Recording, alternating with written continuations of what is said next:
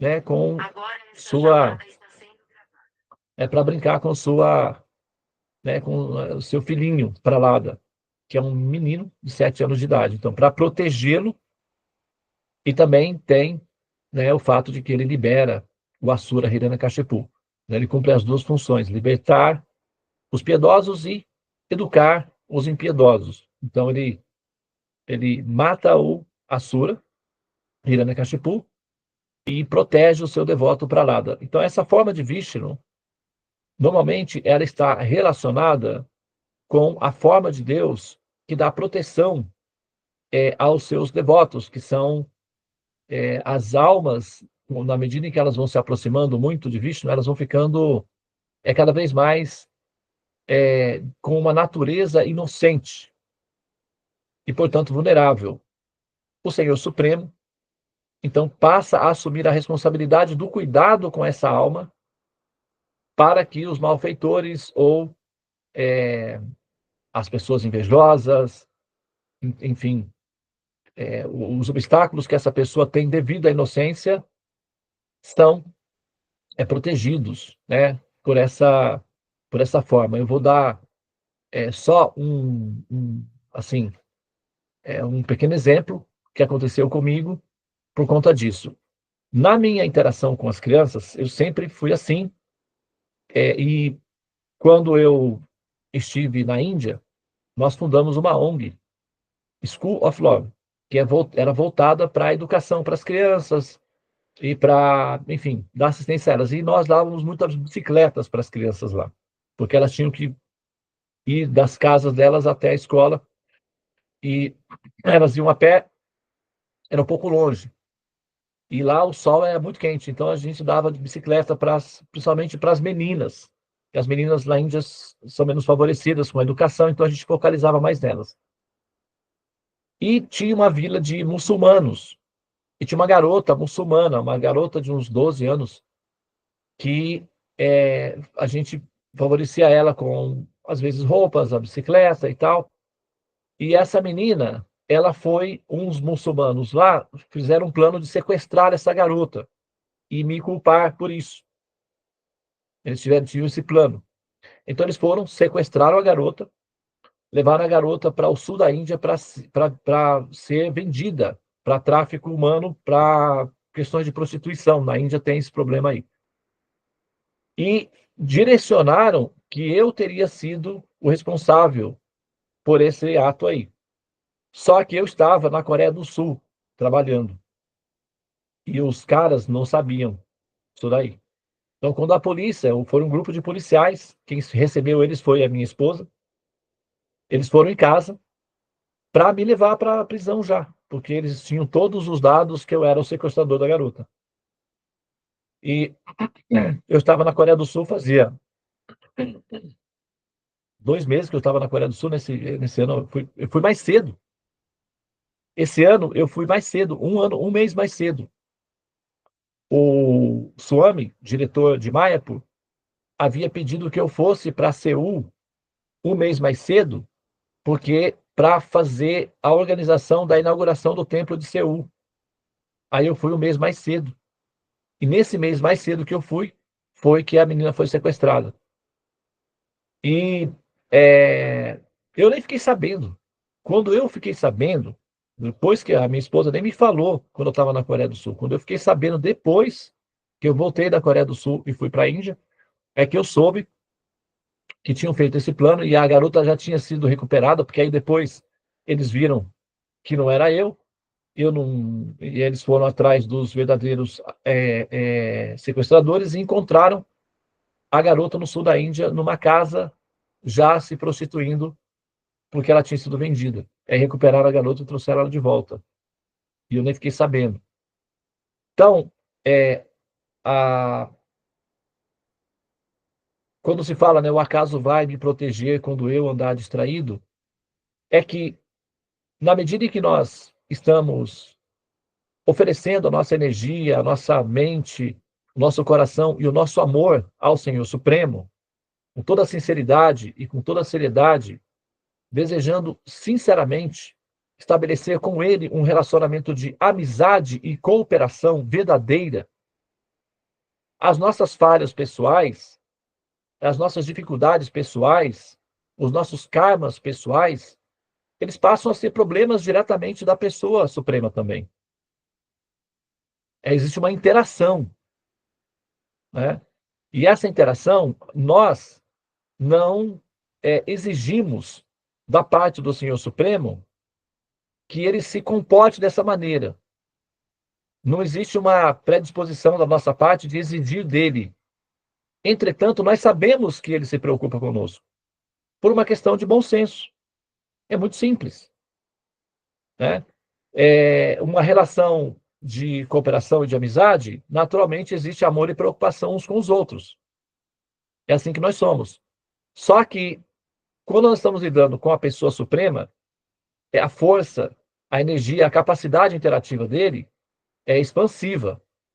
Então, os nossos karmas, as nossas dificuldades são eventualmente superadas em função dessa relação que a pessoa suprema, sendo estimulada a agir, passa então a atuar. Por exemplo, nós intencionalmente queremos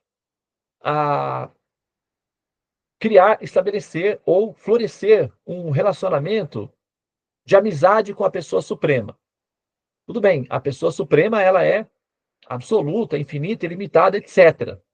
Mas essa pessoa suprema não é sem bom senso. Ela tem bom senso. Então, embora ela seja absoluta, infinita, ilimitada, etc., ela não vai se comportar dessa maneira perante mim, que eu não tenho capacidade para lidar com o absoluto infinito.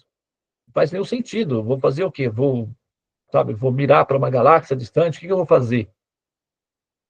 Então, essa pessoa suprema, ela é inteligente, de bom senso, então ela se adapta à minha realidade, à minha capacidade existencial.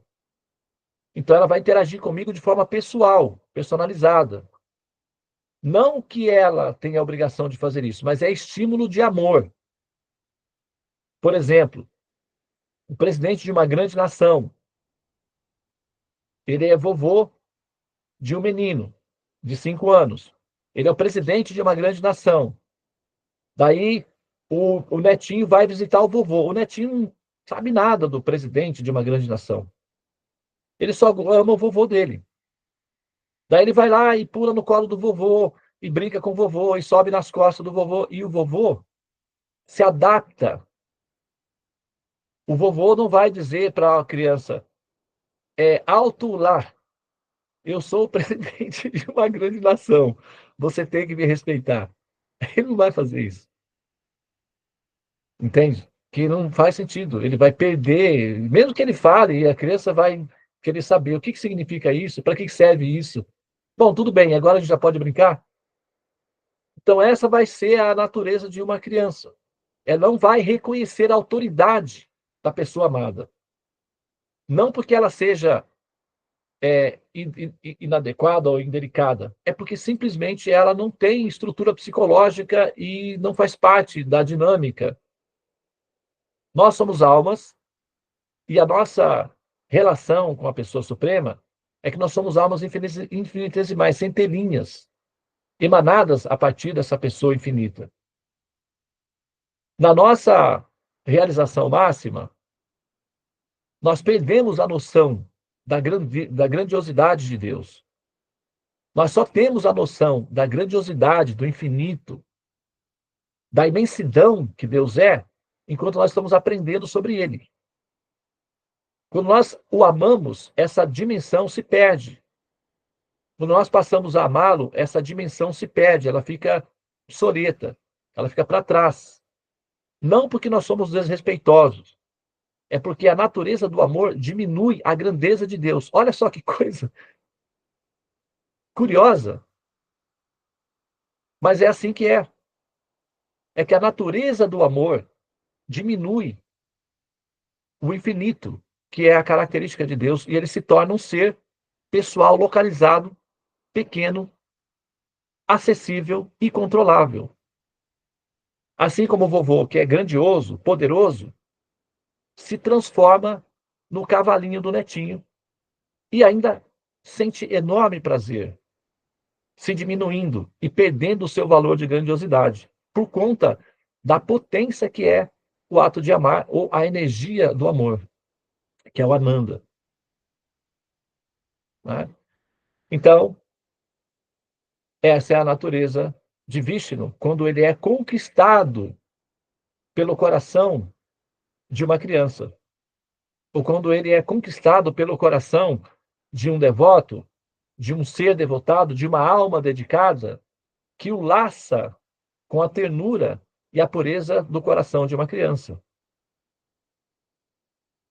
E essa lila, ou esse evento, esse passatempo do Senhor Supremo, na forma de um leão, ele assume a forma de um leão. O vovô assume a forma de um cavalinho, de um aviãozinho, de um gatinho, de um cachorrinho. Ele assume a forma que o netinho quiser para interagir com amor. O Senhor Supremo, devido à sua fragilidade e vulnerabilidade, por conta do fato de que o coração dele é controlado pelo amor, assume formas equivalentes para se relacionar com os seus devotos queridos de acordo com a sua modalidade, ou a sua lila, a sua intenção, a sua proposta. Quem propõe é o netinho. Vovô, você é meu cavalinho. E o vovô aceita a proposta e se adapta a isso. Então, essa lila, que é o passatempo de Nrsimhadeva, é uma adaptação do infinito para o finito, devido à perda de poder causada como consequência da interação com o amor. Então, o amor gera limitação no ser. O ser fica limitado. Ele se diminui para aumentar a intensidade do prazer, de experimentar a substância que esse relacionamento de amor produz. E, nesse caso, o Supremo Senhor, infinito, absoluto, assume a forma de um leãozinho para brincar com seu menino, seu netinho, seu filhinho querido, Pralada. E quem quiser conhecer o passatempo do ponto de vista dármico, das injunções das escrituras, com detalhes técnicos explicativos dessa forma absoluta do Senhor Supremo, a Devi já colocou no grupo, né, o direcionamento do canal que conta as histórias do Senhor Nrsimhadeva. Tá? Então, como ela falou, nós, agora, domingo, nós vamos realizar um Mahajagya, que é uma cerimônia de fogo com 5 arenas, envolvendo cinco sacerdotes que vão entoar os mantras para enaltecer e agradecer ao Senhor Supremo por ser gentil, ser amoroso e ser carinhoso com as nossas crianças.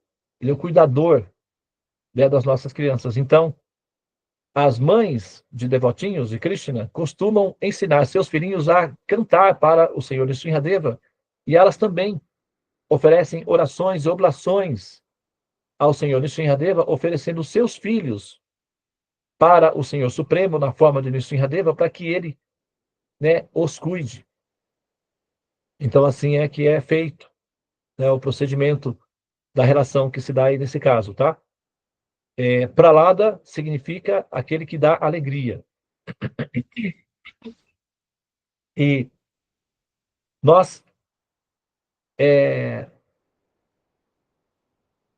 vou passar aqui esse vídeo para vocês poderem curtir um pouquinho, né, essa relação que tem. Depois eu vou fazer, né, a ligação de tudo isso daí com o termo que é o que a gente está elaborando, que é a terapia.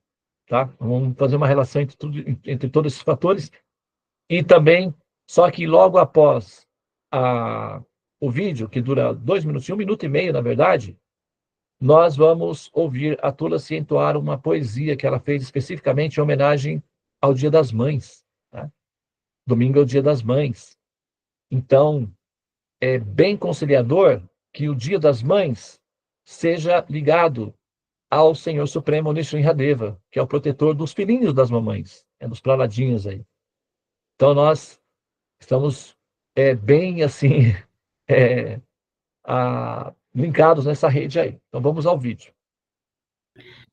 Quer que eu pare a gravação? Não, pode deixar, porque esse vídeo aí não tem, eu acho que não tem esse problema, não.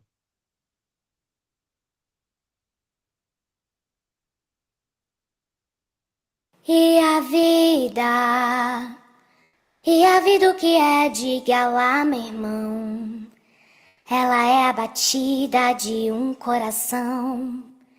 Ela é uma doce ilusão, eu. Há quem fale que a vida da gente é um nada no mundo. É uma gota, é um tempo que não dá um segundo.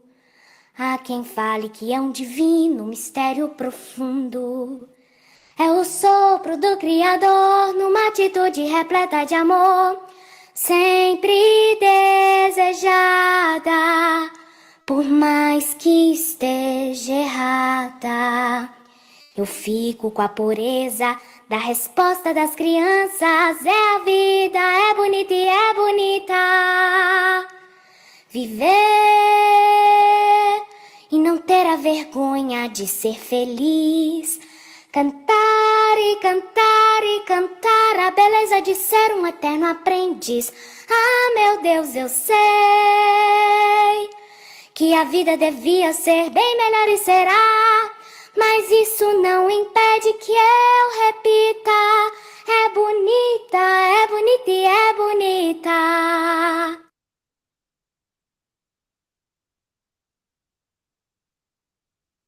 E Que fofa.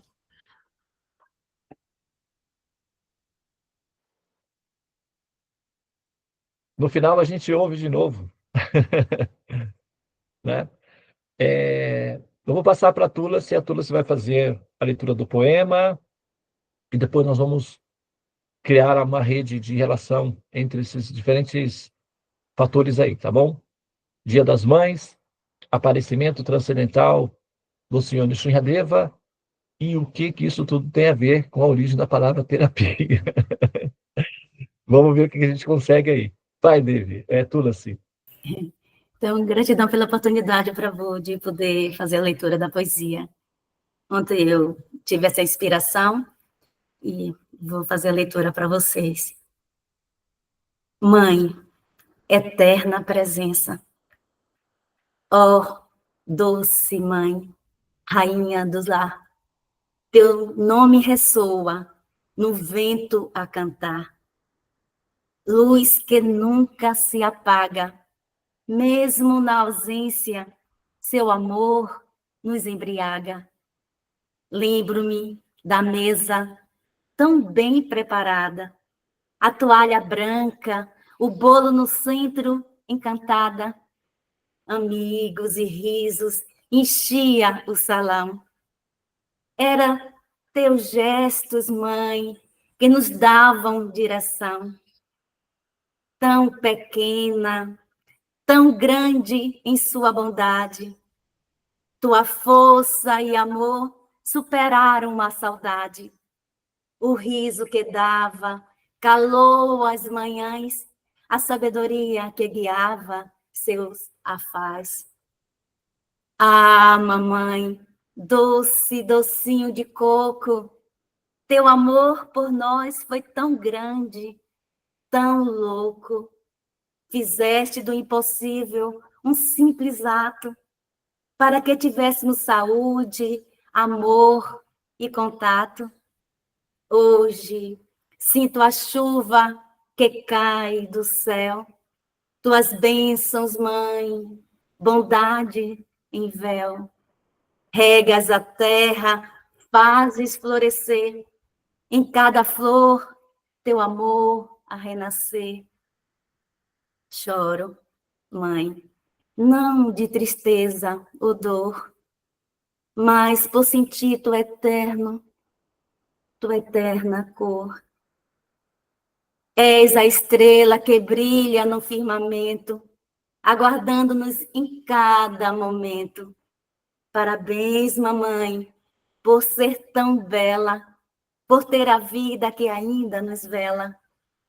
Te amo tanto, mais do que posso dizer, és a razão de tudo que sei viver. Minha inesquecível, perfeita e guerreira, mãe amorosa, doce companheira, que teu legado viva em nossos corações, em doces lembranças, e sinceras canções da sua filha amada Bhakti Tulasi Puja Devi. Jai, Jai, Viradevi.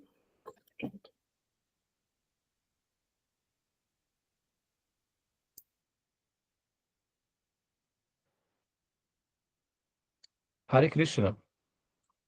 Lindo poema. Parabéns. E obrigado por compartilhar conosco aqui, né, o seu poema. Eu quero, assim, aproveitar aqui apenas para me solidarizar com aquelas pessoas que tiveram mães que não cumpriram, não conseguiram corresponder ao arquétipo, né, da mãe, do princípio mãe, né? Tem muitas pessoas que não conseguem ter, ou não puderam ter, ou não tiveram essa experiência integral, né, com esse fator mãe, esse princípio mãe, né, que é a mãe. Algumas almas, elas são investidas da autoridade mãe, mas elas falham em corresponder com né, esse poder, essa dimensão do arquétipo em si.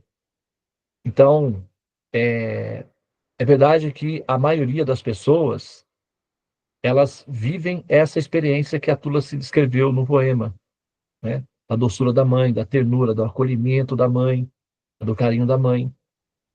Mas, apenas para lembrar, né, que aquelas pessoas que não tiveram essa... Um dia como hoje, por exemplo, é o momento em que muitas pessoas nessas condições sofrem, né, ficam tristes, decepcionadas, por conta dessa ausência, né, por conta dessa falta. Agora, o que acontece? Agora vamos pensar, tá? Porque, afinal de contas, a vida é um desafio, um tabuleiro de xadrez, um se vira nos 30, né? Então, vamos pensar para ver como é que nós podemos conciliar aí esses conflitos, né, essas contradições que surgem, né, diante de nós. Ah, nós,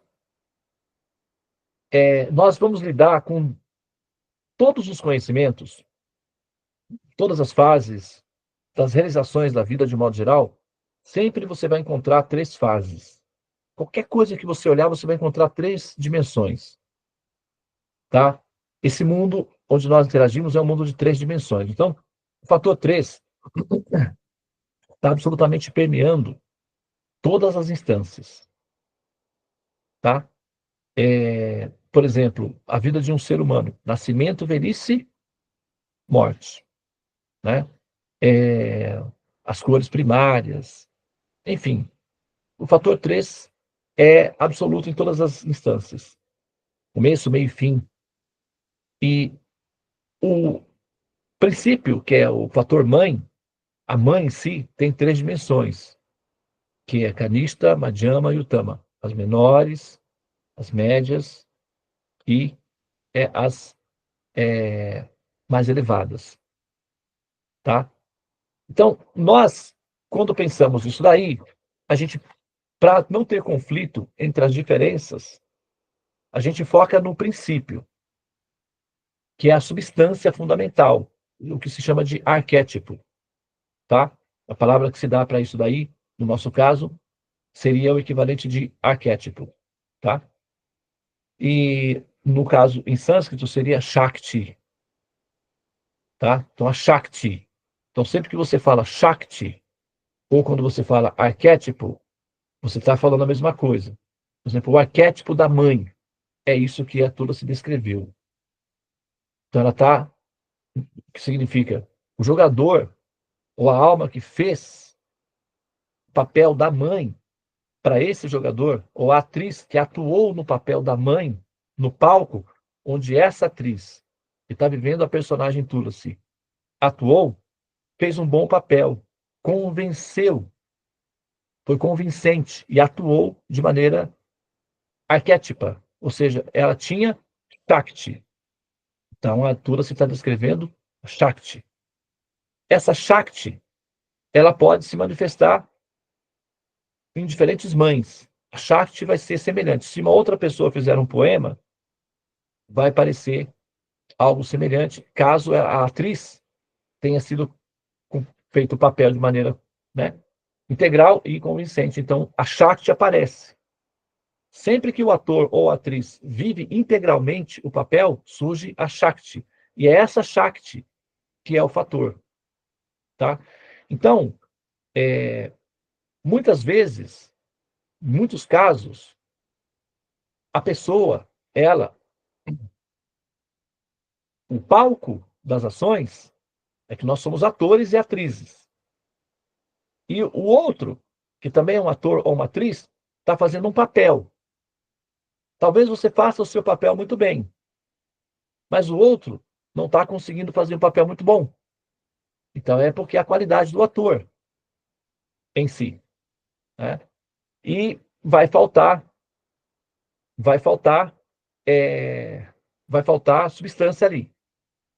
Mas para as pessoas que não tiveram essa experiência direta em que o ator ou a atriz não conseguiu fazer muito bem o papel e não gerou substância, essa substância tem que ser assimilada de outra forma, ou seja, não pode ficar sem essa substância, porque as substâncias, elas são fundamentais para compor a receita que é você. Então você não pode ficar sem amizade. Ah, mas os meus amigos me traíram e tal. Ok? Os atores, as atrizes que faziam esses papéis eram coadjuvantes ou eram atores inferiores que não conseguiram expressar a Shakti e ficou ausente para você. Mas você vai ter que substituir. Essa substância é um princípio universal. Ela não está localizada numa pessoa exclusiva. Ela é uma substância que existe, é uma Shakti da criação. Então, se ela não for conseguida aqui, você tem que tirar de outro lugar. Você não pode ficar sem a Shakti, que é a receita que você está fazendo de si próprio. Mãe, pai, amigo, amor, relacionamentos afetivos, de modo geral, é o que compõe a nossa substância. Então, quando nós glorificamos a mãe, por exemplo, no caso, a Tula se fez um poema glorificando a própria mãe. Tá? Então, agora, imagina que outra pessoa que teve uma mãe cruel, abandonadora, teve uma mãe que tinha problemas psicológicos graves, ou algum problema de saúde, ou uma mãe depressiva, que não tem essa correspondência. Então, essa pessoa, ela vai sentir, né, que esse poema não tem a ver com a história dela. Mas, o que nós temos que entender é que, para além dos atores e atrizes que exercitam esses papéis, a Shakti, que é o princípio mãe, continua válido e intacto. Vou dar um exemplo, que é uma metáfora simples, para se entender aí esse conceito que é um pouco mais abstrato, mas pode ser visualizado. Imagina que você, né, atualmente, não, assim, não tem tanto mais, né? Mas antigamente tinha mais isso daí. Mas ainda tem. Caixas de correio. A caixa de correio tem autoridade, né? Na Índia, por exemplo, tem alguns lugares que era banco, né? E a entrada do banco parecia que era uma entrada de um, sei lá, de um bar ou de um, né? Podia ser até um galinheiro, não sei, qualquer coisa assim. Sério, uma vez eu fui entrar na entrada de um banco, estava escrito banco. Eu olhei assim e falei, não é possível, não faz sentido. Isso aqui não pode ser entrada de um banco. Mas eu entrei, realmente tinha um banco lá dentro, e eu fiz todas as minhas operações e funcionou do mesmo jeito, né? Agora você pega uma caixa de correio. A caixa de correio tem autoridade.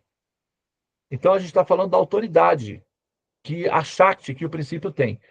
Então vamos imaginar que alguém foi lá e pichou a caixa de correio, um pombo foi lá e fez um ninho, fez, né, aquele cocôzinho de pombo lá, está tudo sujo. Mas tem a caixa de correio.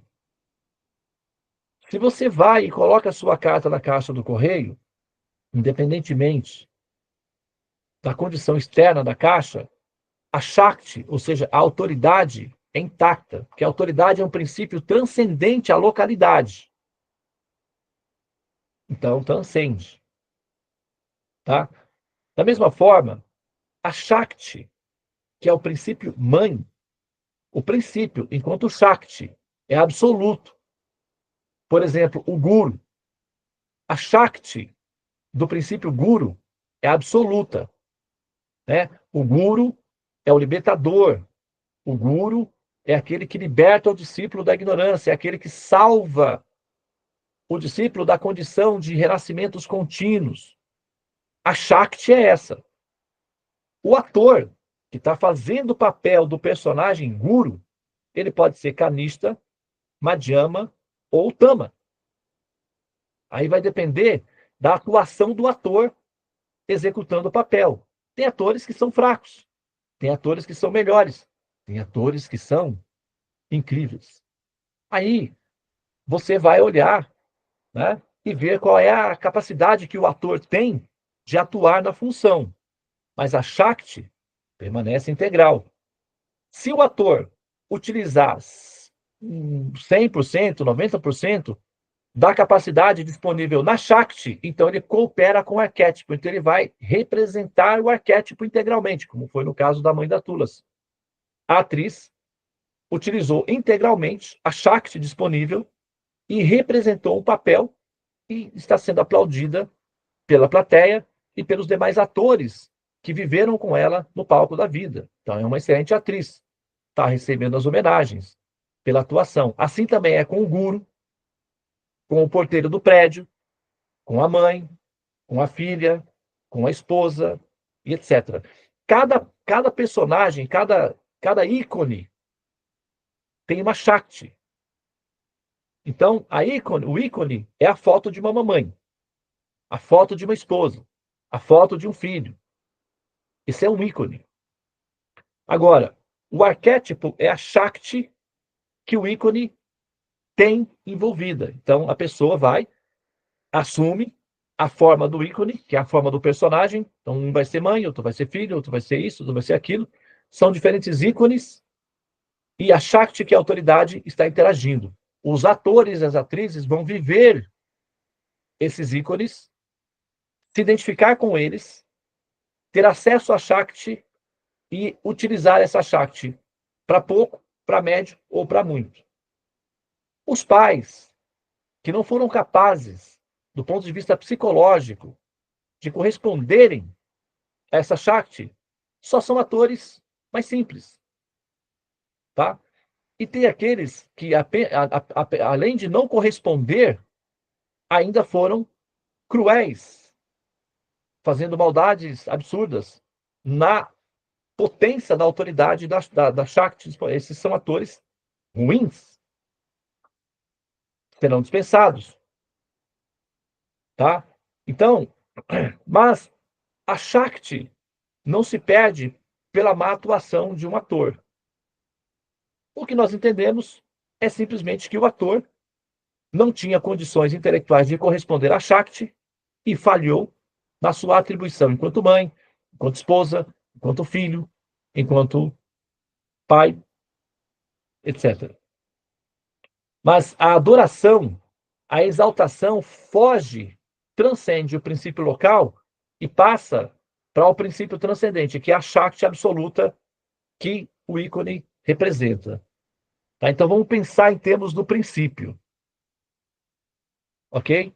Quando alguém, por exemplo, a minha posição dentro das minhas relações com as pessoas é de Shiksha Guru. Então, quando as pessoas falam para mim assim, você é o meu guru. E aí, a gente vai lá olhar uma descrição do que é um guru nas escrituras. Então, o guru é o libertador, o guru é onisciente, o guru é onipotente, o guru é isso, o guru é aquilo. Eu, enquanto jogador, entendo que a descrição está descrevendo a Shakti, não necessariamente a mim, enquanto jogador, enquanto ator. Isso é uma questão de sobriedade. Se você perder essa noção de sobriedade, o que acontece? o jogador ele fica afetado pelo poder que a Shakti tem. E essa relação de ligação com o poder é que torna os jogadores incapacitados para viver integralmente os arquétipos. Aí, as diferentes funções. Tá? Então, quando você está vivendo o seu personagem, qual é a diferença entre sobriedade e delírio? Enquanto você sabe que você está vivendo o seu personagem, isso é atuação num palco. Você é um ator atuando. E tá tudo bem, você pode ser aplaudido por isso. Mas se sai do palco, você continua ainda vivendo como se fosse o seu personagem, isso é clínico. Aí você vai precisar de um terapeuta. É onde a gente entra. Ok? Por quê?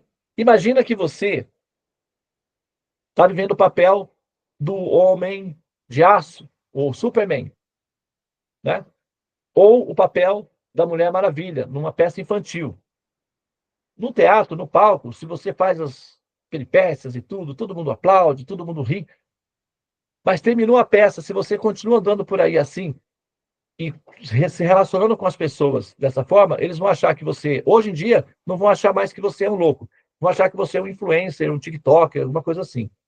Aí eles vão até achar engraçado. Até ver você tentar parar o trem passar por cima da pessoa e falar, nossa, esse foi um influencer realista. Mas tá aí, né? Virou, né, substância diluída no tempo e no espaço. Pessoas assim vão para uma clínica.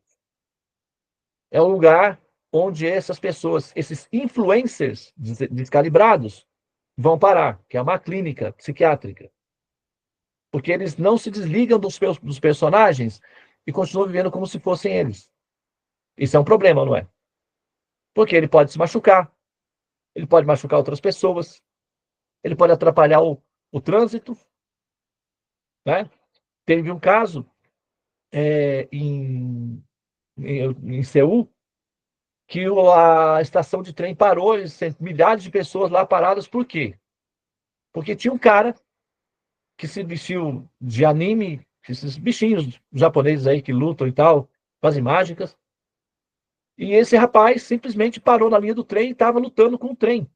O trem não podia ir. E o garoto jogava raios e não sei o quê, fazia aquelas pulos, todo mundo lá, falando, bom, para com isso, deixa disso. E o trem não podia andar, milhares de pessoas paradas. Aí teve que vir o pessoal, veio o policial. Os policiais não quiseram mexer no garoto, o garoto jogava raio neles, né?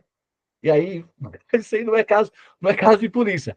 Daí veio a ambulância, os médicos aplicaram a injeção nele. Eu vi com a pobrezinha, ele não queria, mas aplicaram a injeção nele.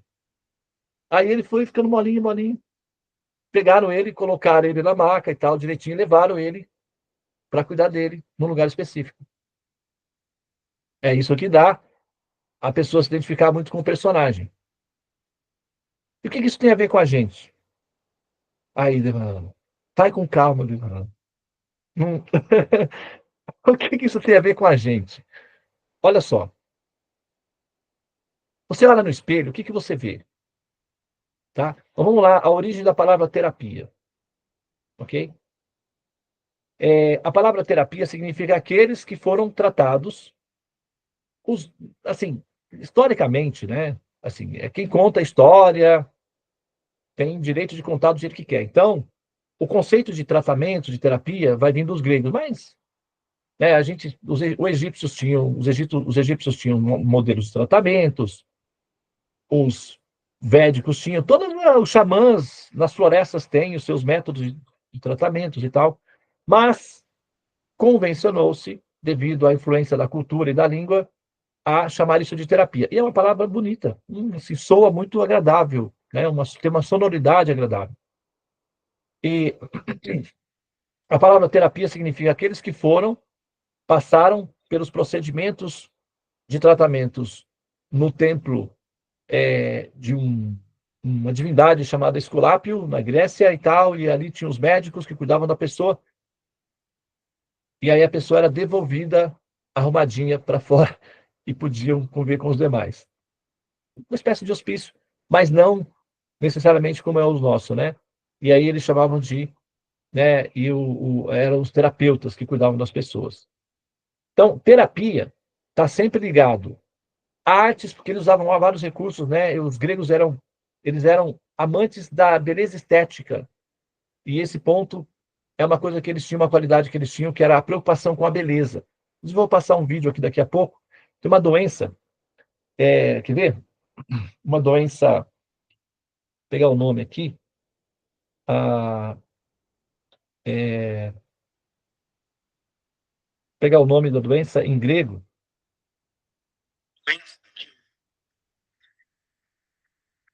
Olha lá, o nome da doença.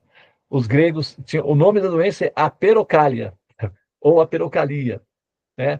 Aperocália, que significa a pessoa que não se incomoda com o feio, a pessoa que convive com o feio e está tudo bem. Por exemplo, quebrou um vaso, larga lá. Tem um fio assim, deixa ali. Tem um negócio assim, dá uma apertadinha, vai que vai, a vida vai assim. Os gregos tinham isso como uma doença. A pessoa tem uma casa, não tem uma flor, não renova a pintura, tá lá daquele jeito, tá? O Deus dará. Esse ao Deus dará, os gregos entendiam isso como uma doença da alma. Eles chamavam isso de aperocália, ou seja, a pessoa que consegue conviver com a feiura sem se incomodar. E eles entendiam isso como uma doença. Pessoas que se adaptam à feiura, à tristeza, à falta de beleza.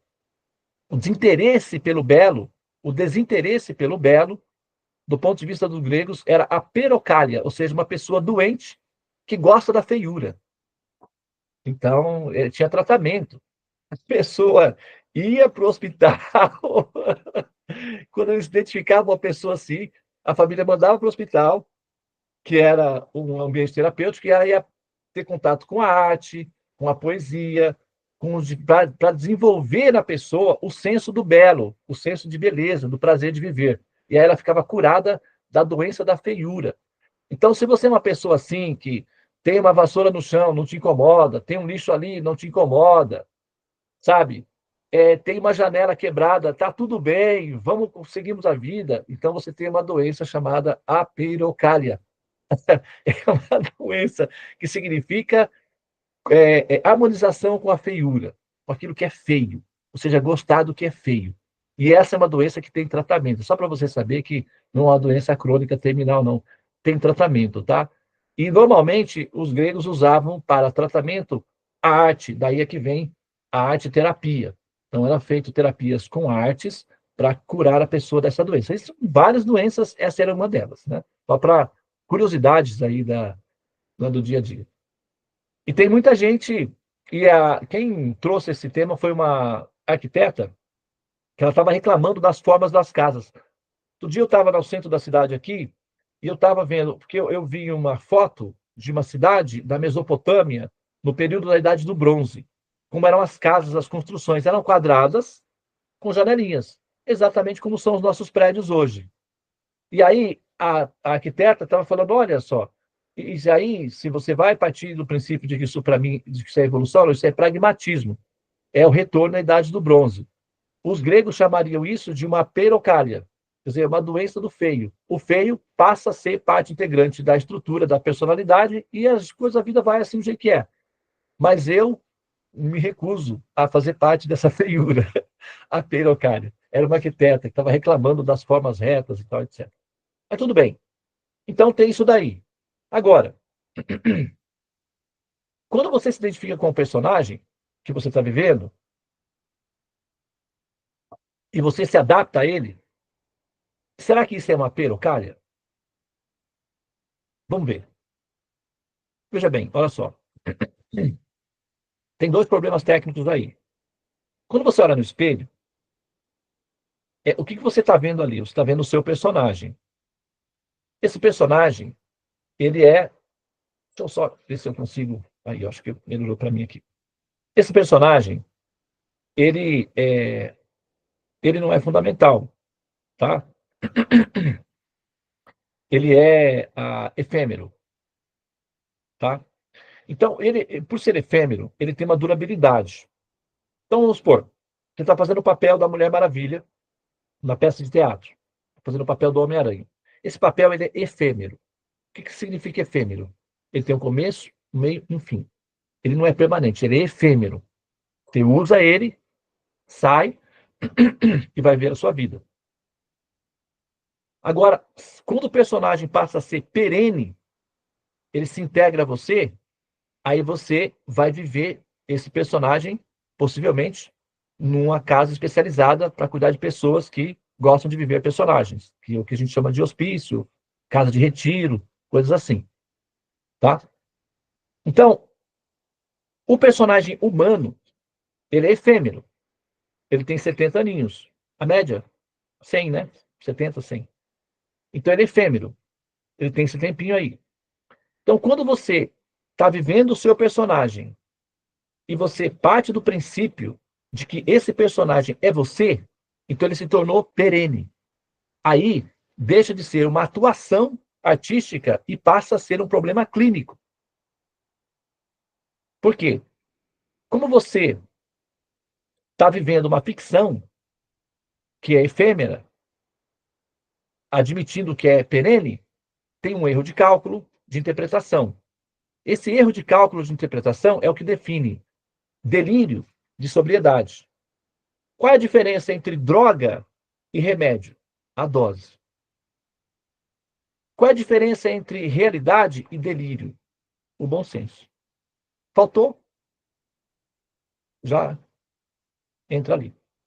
Então, quando você se identifica com o personagem que você está vivendo no palco e afirma ser o personagem, isso é clínico. Para que você possa ser tratado ou tratada, tem uma clínica que você não sai. A Terra tenta sair dela.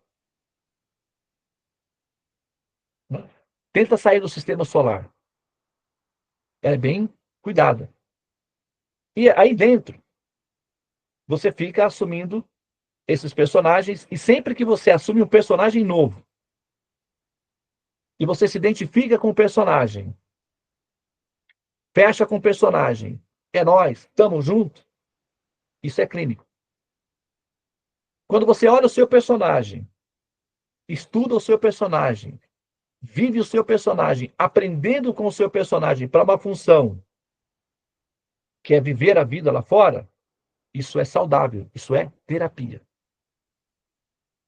Então existe o caso clínico e o caso terapêutico. Vira terapêutico, o que significa terapêutico? Significa que a pessoa se curou da doença, e o terapeuta é aquele que se curou e consegue também curar outros da doença. E nós, entre nós, a terapia em andamento consiste em formar pacientes saudáveis a ponto de terem a predisposição de auxiliar os pacientes mais crônicos, para que eles também fiquem saudáveis.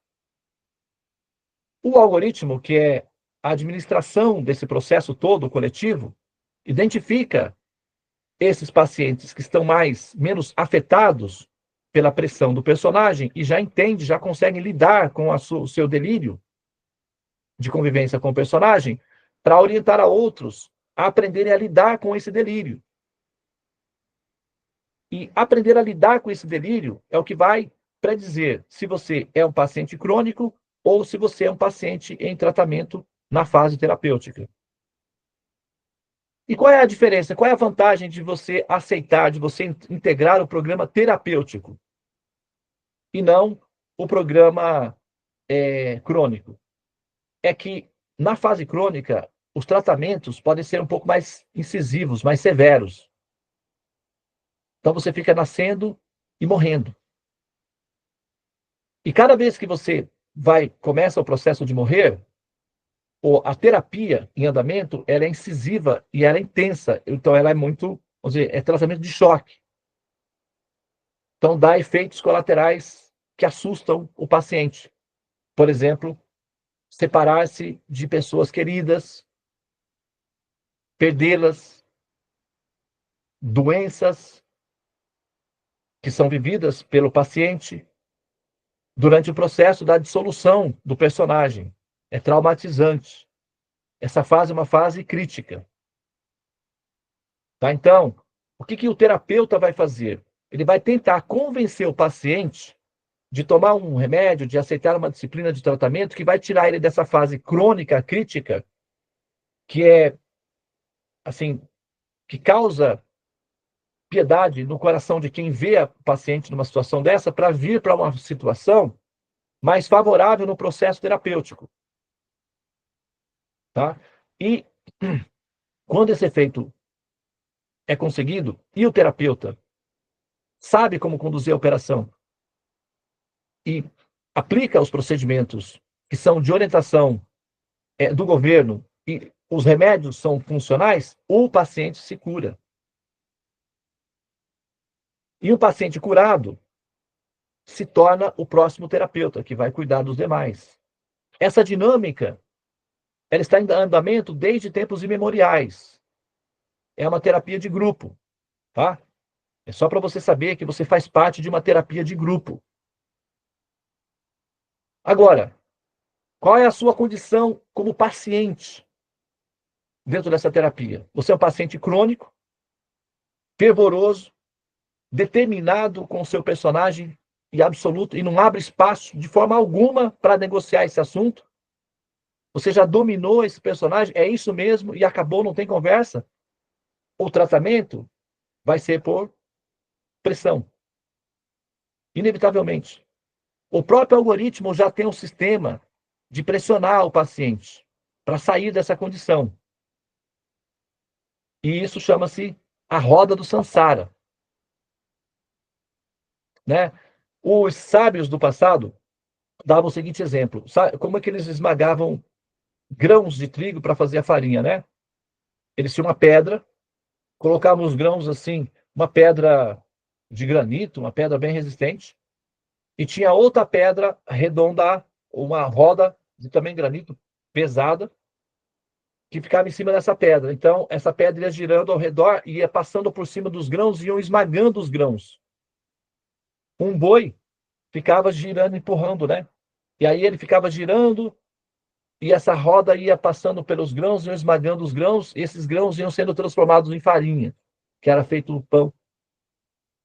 Então, eles davam exemplo de que as almas condicionadas são semelhantes aos grãos, numa pedra de moer. E a pedra que moe os grãos é considerada semelhante à roda do Sansara. Então, essa roda do Sansara vai esmagar esses grãos, vezes e mais vezes. E que uma pessoa sóbria deveria sair da roda do Sansara para não ser esmagado pelo movimento que ela está fazendo impreterivelmente desde tempos imemoriais. Então, o problema da identificação com o personagem é ser esmagado pela roda do Sansara constantemente, vezes e mais vezes, e ver os entes queridos, aqueles que você cria relação de amizade, sendo também esmagado por essa roda do Sansara. Então, os terapeutas e os sábios, eles vão dizer, não é bom. E como é que eles vão tentar convencer os pacientes a renunciarem esse hábito de morrer? Porque aí o paciente está adaptado ao feio. O paciente está adaptado ao decadente, ao degradado. O paciente está com a doença da perocália, adaptação ao feio. Então, o sábio, o pensador, o terapeuta, que já passou pela cura e está vendo o paciente na condição adoecida, ele vai tentar convencer, olha, você não gostaria de ouvir sobre o assunto, pelo menos para entender o que está acontecendo? Ah, mas eu não tenho tempo. Não, mas não dá para dar um jeitinho. Se você soubesse como é a minha vida, você choraria. Mas não dá para... Não. Faço o que eu posso. Se você aceita, tá bom. Se não, procura outra pessoa, que eu não tenho tempo. Então, é mais ou menos assim que eles vão reagir quando estão adaptados à morte, quando estão adaptados ao fracasso, porque esse sistema de desinteresse pelo bem-estar próprio é típico de uma pessoa doente.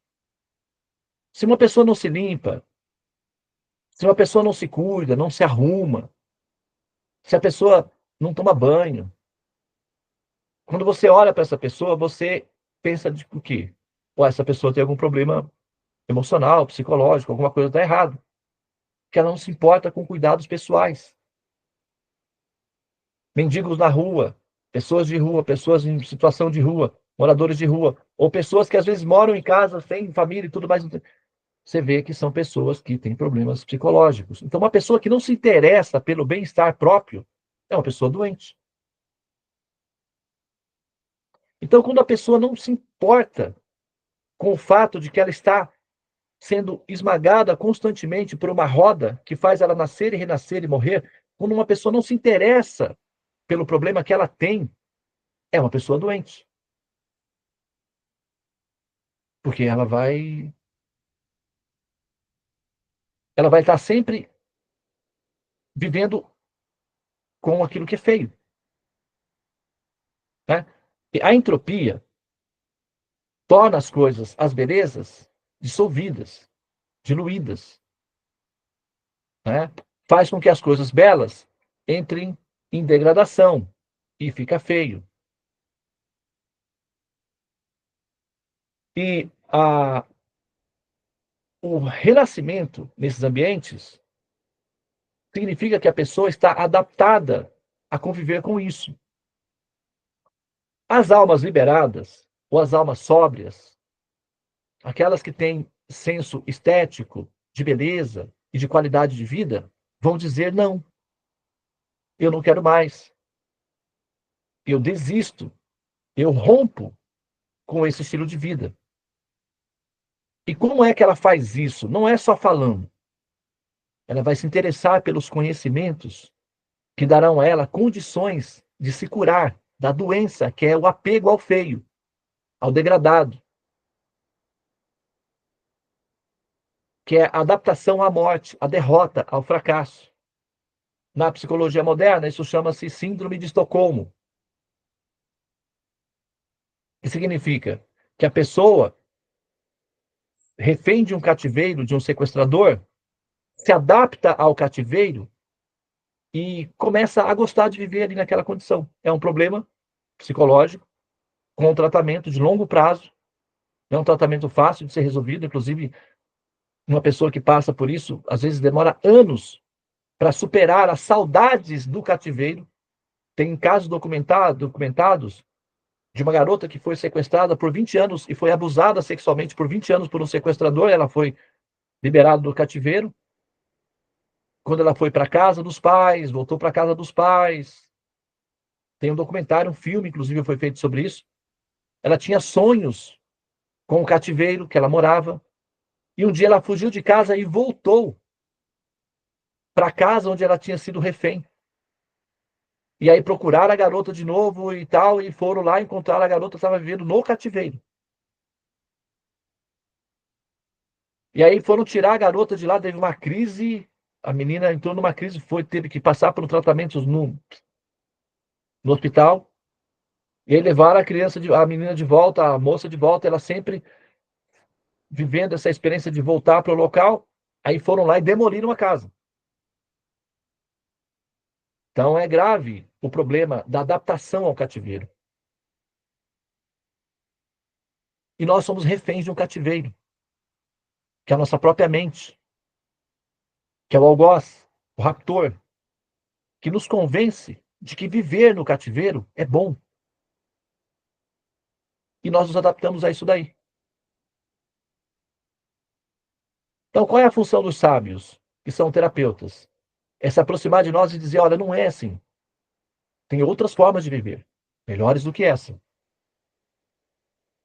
E você tem que desejar sair do cativeiro. E como é? Mas eu desejo sair para cima de Moá? Ó, vai, conta mais que eu vou acreditar. Vai, continua falando que eu até me convenço. É aquela história, né, do bêbado com a garrafa de cachaça no braço. Ele olha para a cachaça e fala assim, ele olha para a garrafa, né, ele fala: essa maldita que me atrapalha. E pá, manda mais uma para dentro. Então, assim, eu quero sair da roda do samsara. Na prática da vida, está dizendo, eu amo ser refém do cativeiro. É uma doença. Tem tratamento. E qual é o tratamento? Sadhana. O remédio? Conhecimento. Os pacientes adaptados à cela se entediam com o conhecimento. Sai, andam para cá, vai para lá, encontra alguma coisa importante para fazer, desaparecem, somem. Porque eles querem voltar para o cativeiro.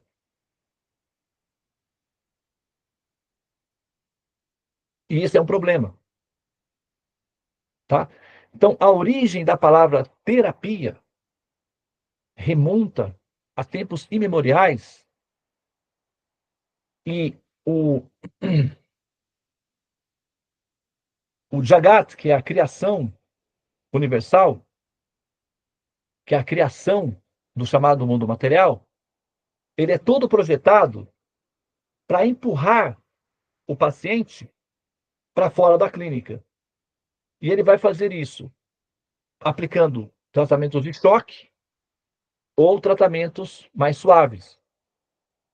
Depende do paciente, da cooperação do paciente no tratamento. Pacientes distraídos, assim, desinteressados, normalmente são tratados com choques da realidade, da vida e a morte. As doenças trazem o paciente para a reflexão. Por que a vida é assim? Por que nós temos que passar por essas dificuldades? Mas ele passa a ser reflexivo por conta da experiência da dor em si. Ok? Entretanto, essa não é a única forma de aprender. Tem muitas pessoas que sofrem. Então você pode aproveitar o sofrimento das pessoas que estão sofrendo para não ter que sofrer e aprender com a dificuldade que os demais têm. E isso requer conhecimento. Então, se você cultiva conhecimento, você está diminuindo a probabilidade de você ter que sofrer. É vantajoso. Você pode evitar aprender agora, mas chega ali na frente, a vida, que é a roda do samsara, vai te chamar, vem, vamos conversar. É hora de aprender. Não, mas eu queria mudar de ideia, mudar de plano, mas agora já não tem mais tempo. E a roda esmaga o ser. Então ele vai aprendendo por processos de dilaceração, por processo de saturação. Ele vai sendo esmagado pela vida. E esse processo de esmagar as sementes gera um óleo, que é a essência. Então a essência ou a alma vai sendo libertada pelo processo de dilaceração, que é esmagamento. Também sai a essência. Não é que não sai, funciona. Mas é um tratamento mais agressivo, mais, assim, é incisivo. E o governo disponibiliza uma alternativa de tratamento para aqueles que querem evitar esse tratamento mais involuntário. Ele oferece o tratamento voluntário, que é o cultivo do conhecimento. O terapeuta, ele vai ficar insistindo, daqui 5, vamos supor que eu vou viver 180 anos. Você vai, abandona seu corpo e volta, e eu vou estar aqui falando a mesma coisa. Porque é o remédio que funciona. Em time que ganha, você investe. Numa empresa que dá lucro, você investe. Na receita que deu certo, todo mundo gostou, você repete. O conhecimento védico e os conhecimentos védicos são um remédio que funciona. Os sábios védicos, chamados rishis, são os terapeutas mais competentes nesse planeta Terra. Não há terapeuta mais competente que o sábio védico, o rishi. Porque ele tem conhecimento definitivo da raiz da doença. A peirocália, que é uma adaptação ao feio, é o efeito da doença, não é a doença em si. O efeito da doença chama-se, os gregos deram o nome de aperocária, que é adaptação ao cativeiro. Mas a doença fundamental, a raiz de todas as doenças, que é de onde todas as doenças surgem, chama-se avidya, que significa ignorância. É a raiz de todas as doenças. Então, se a gente tratar essa doença, o que acontece com os demais? Desaparecem. E se nós tratarmos essa doença, o que acontece com você? Você percebe claramente que você estava doente. E você não está mais. E quando você chega a esse ponto de entender que você não está mais doente, qual é um efeito natural que surge na sua cabeça, na sua forma de ver, na sua forma de viver?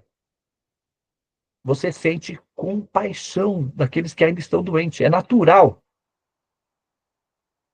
Acontece automaticamente. Quando você tem energia elétrica na casa, corrente, tudo certinho, você coloca o dedinho no botãozinho, não é natural que a luz lá em cima acenda? Se tiver tudo ok?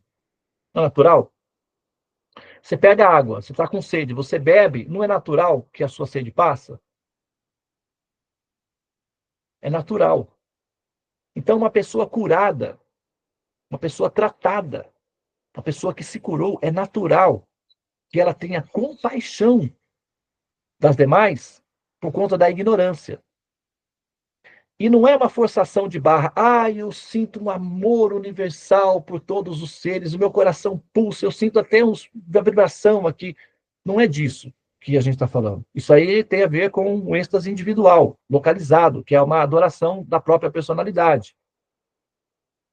Porque se você não puder libertar o outro ser da ignorância, o seu êxtase de compaixão tem a ver com uma coisa que você está vivendo consigo própria.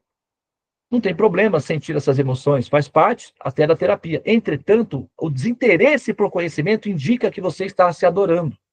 Isso caracteriza você como uma paciente.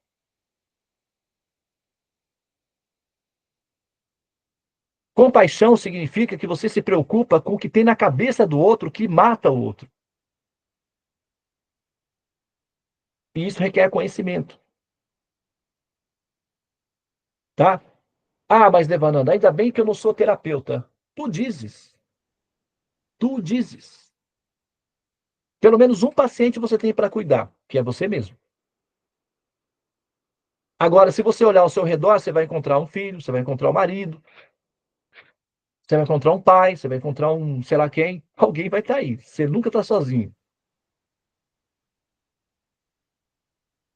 E você está sempre envolvido com um grupo ao seu redor.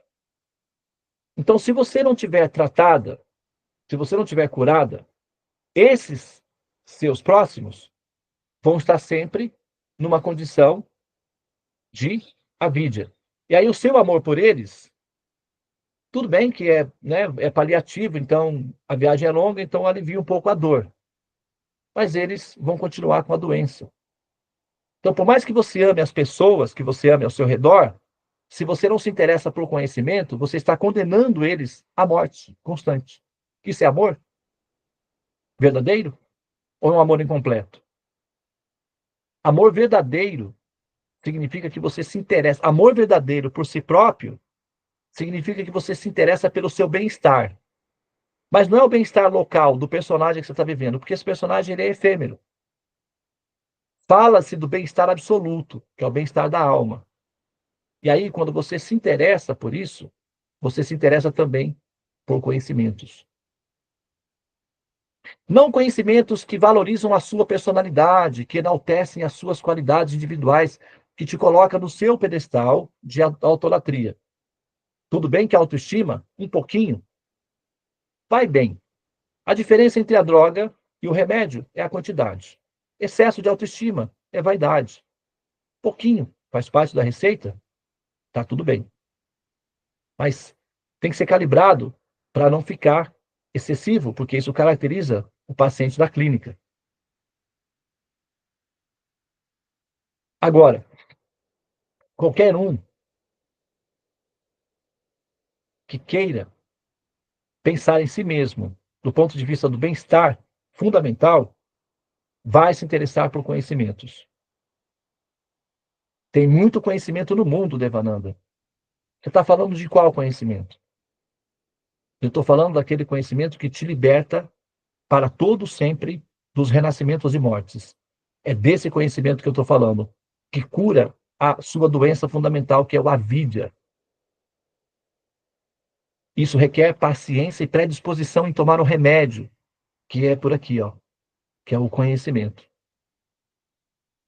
Como que você sabe que você é um paciente numa fase crônica? Quando o conhecimento te entedia, quando você não tem predisposição, quando te cansa, quando te chateia.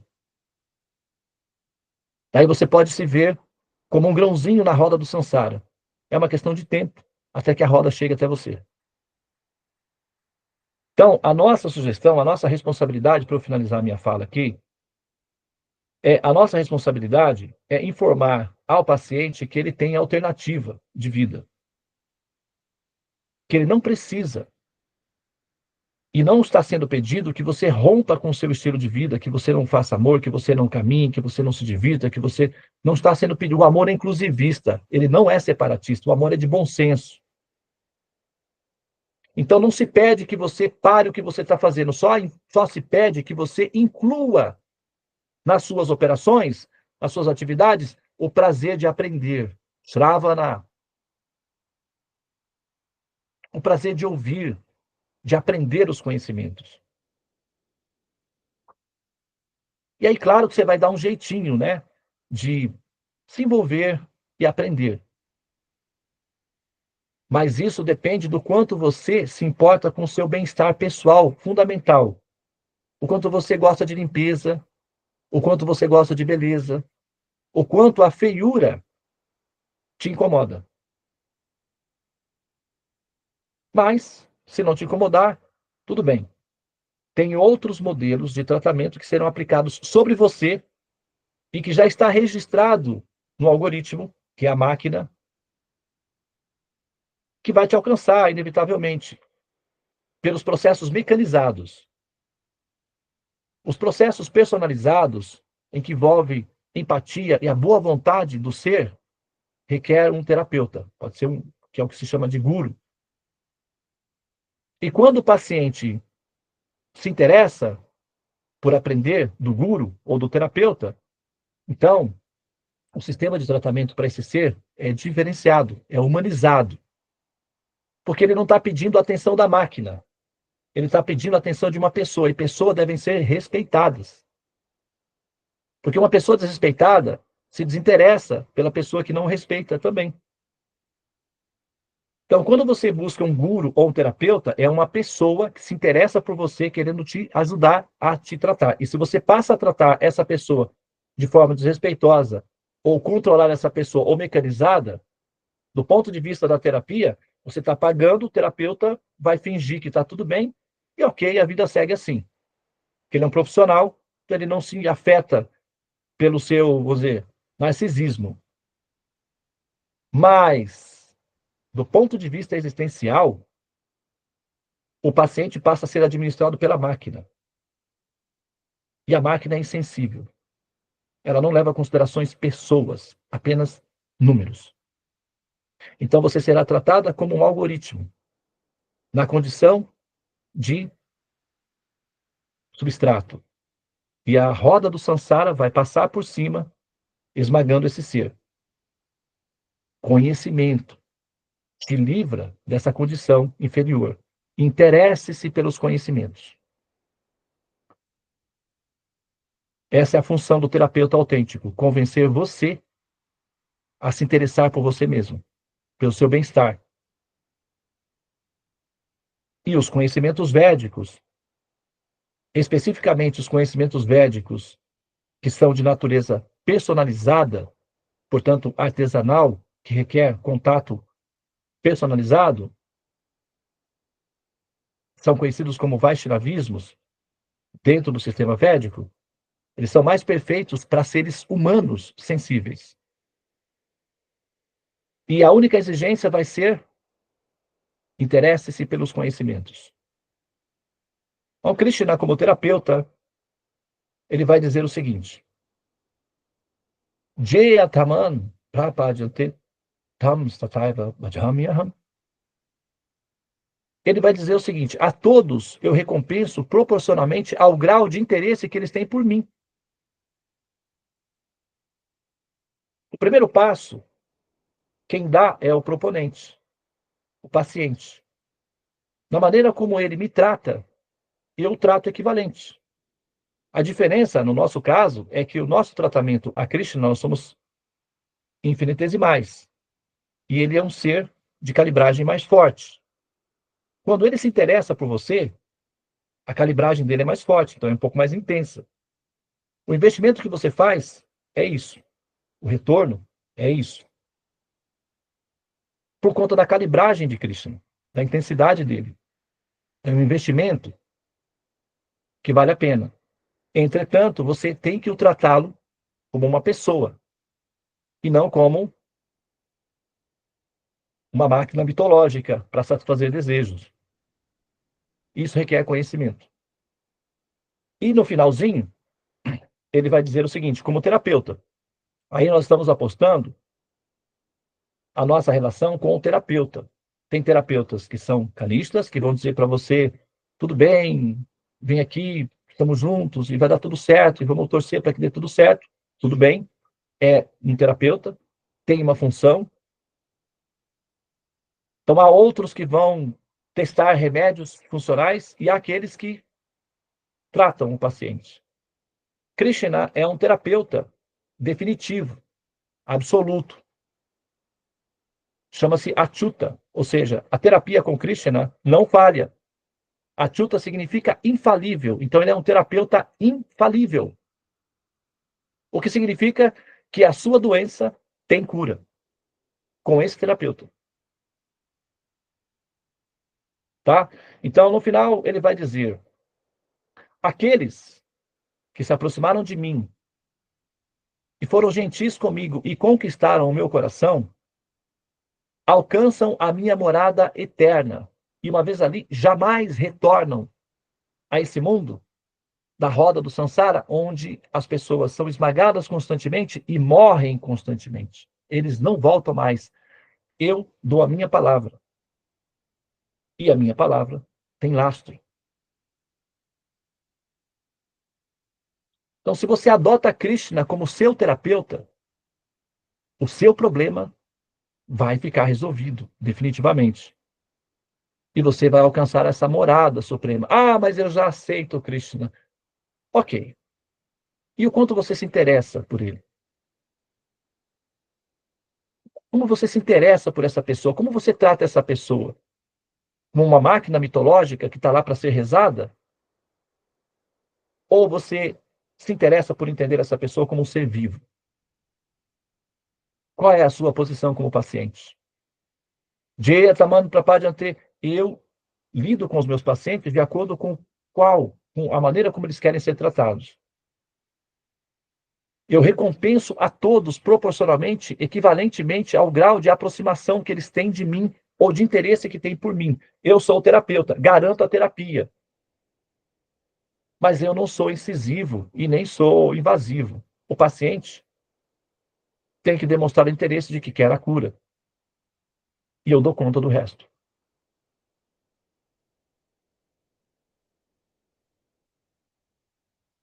Ok? Faz sentido?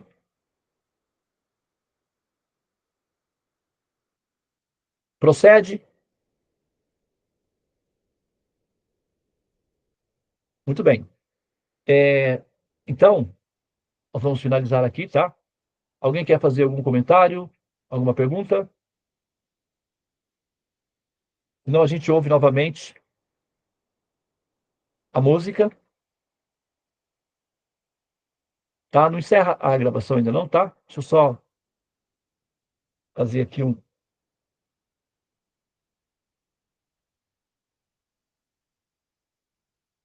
último comentário, que é o seguinte, como nós estamos no Dia das Mães, né? Todo ser que evolui, qualquer um, pode ser do Afeganistão, do sul da Austrália, pode ser argentino da Patagônia, do Alasca, brasileiro, indiano, pode ser grego, do Império Romano, do Egito, mesopotâmico, pode ser muçulmano, islão, xamânico. Não importa a etnia ou a base cultural desse ser. Qualquer ser que evolui, ele vai desenvolver naturalmente um sentimento de responsabilidade para com todos os demais ao redor, a humanidade. Ele desenvolve o espírito da mãe. Ele fica parecido com a mãe. Universal. Vamos pegar exemplos nossos próximos aqui. Jesus era uma mãe. Qual é a característica fundamental de uma mãe? Dar a própria vida pelo bem-estar dos filhos. Eu fiz o mapa de uma mulher que eu perguntei para ela, qual é o seu desejo? Ela falou, eu desejo que Deus aceite a minha proposta. E qual é a sua proposta? Que ele tire a minha vida para dar longevidade aos meus filhos. É a proposta dela. É um desejo. Isso é natural de uma mãe. Qual foi o comportamento de Jesus? Qual é o comportamento das pessoas que evoluem? Eles se sacrificam, suas riquezas, às vezes sua saúde, para que os demais sejam felizes. É a natureza de uma pessoa que evoluiu. Ele se torna semelhante a uma mãe. A cabeça de um homem e o coração de uma mãe. Pode até ser um homem, mas é a cabeça de um homem e o coração de uma mãe. Pode ser até uma mulher. É o coração de uma mulher, é a cabeça de um homem. Evoluiu, fica assim. Cabeça de homem, cálculo, precisão, determinação, força, coragem. O coração maternal, predisposta a acolher todos aqueles que entrarem nele. É assim que funciona. Ok? Então, vamos ao vídeo.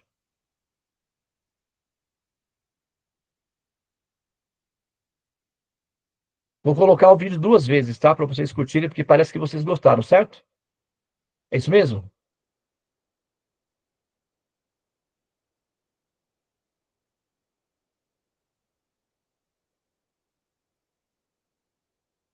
E a vida o que é, diga lá, meu irmão.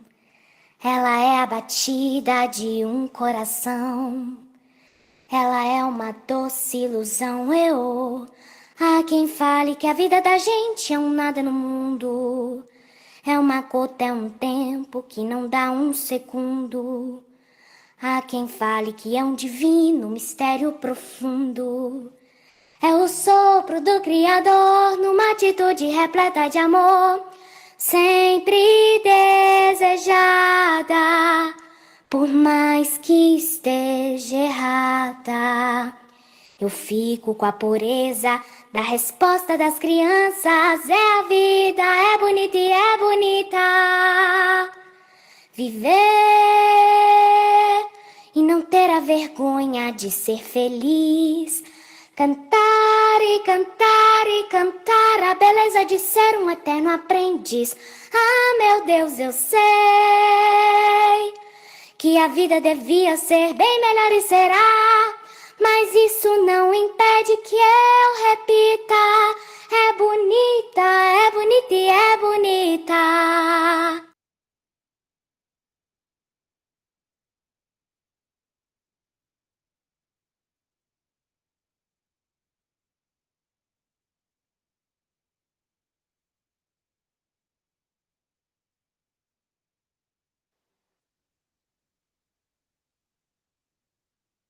Ok?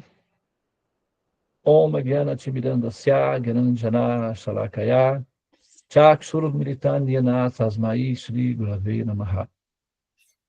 Hare Krishna, Krishna Krishna, Hare Hare. Hare Rama, Rama Rama, Hare Hare. Ó energia suprema, amor divina, ó Mahamantra, libertador do ser, desperta-me, eleva-me, envolve-me, protege-me. Hare Om, Shanti, Namastê, Om Tat Sat, Hare Krishna.